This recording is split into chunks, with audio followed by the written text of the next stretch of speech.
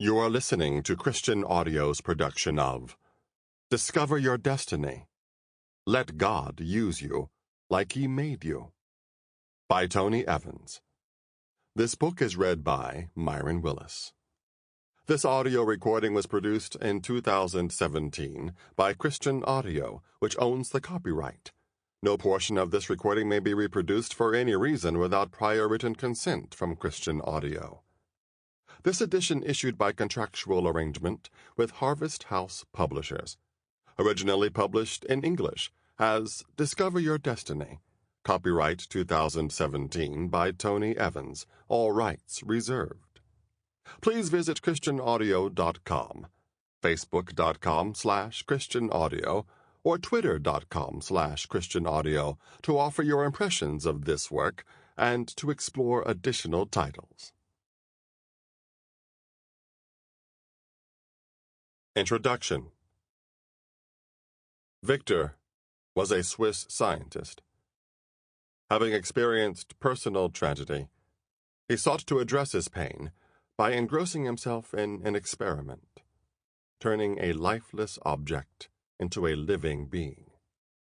Scouring graveyards and funeral homes, Victor gathered all of the parts and pieces he needed to put together a massive creature that he chose to name after himself, Frankenstein.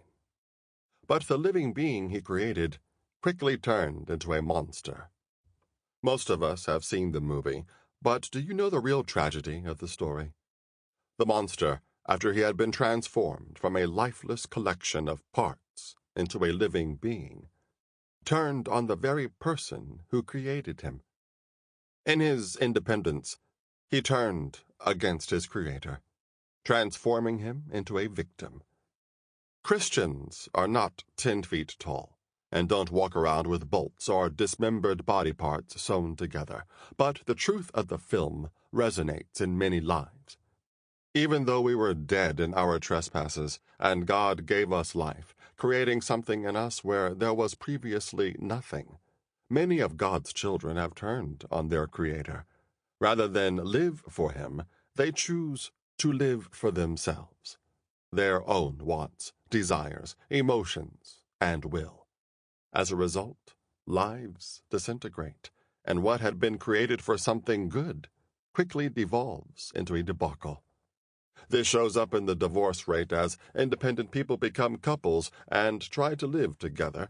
It shows up in the suicide rate as failures lead to depression, hopelessness, and eventually a decision to throw in the towel altogether. It shows up in addictions as people try to numb their pain through chemicals, prescription drugs, overspending, or obsessions. It shows up in corporations or even in ministry as leaders neglect personal or family time and fill their schedules with meetings in order to somehow satisfy an emptiness caused by not living out a divinely ordained destiny. When you live out your destiny, you don't measure what you have done according to what someone else has done, nor is your destiny to be confused with a busy life. When your life is filled with purpose, you measure what you have done according to what you were created to do. Many people spend much of their lives trying to be somebody else, yet this simply reveals that they don't know who they are supposed to be. Companies often seek to exploit this through a marketing myth that says you can be someone else by buying and wearing a jersey with someone else's number on it, shoes that a celebrity says he or she wears, makeup that actresses say they use, or clothes that models are seen in. Somehow people think that if they can look like, act like, or talk like a star, or perhaps even get close to one, then they will somehow be a star. The problem is that they have not yet discovered that they are already stars in their own right. You are a star. You already have your own jersey number. You have your own style. You are special. Even worse, this seems to be just as prevalent among Christians as it is among non-Christians.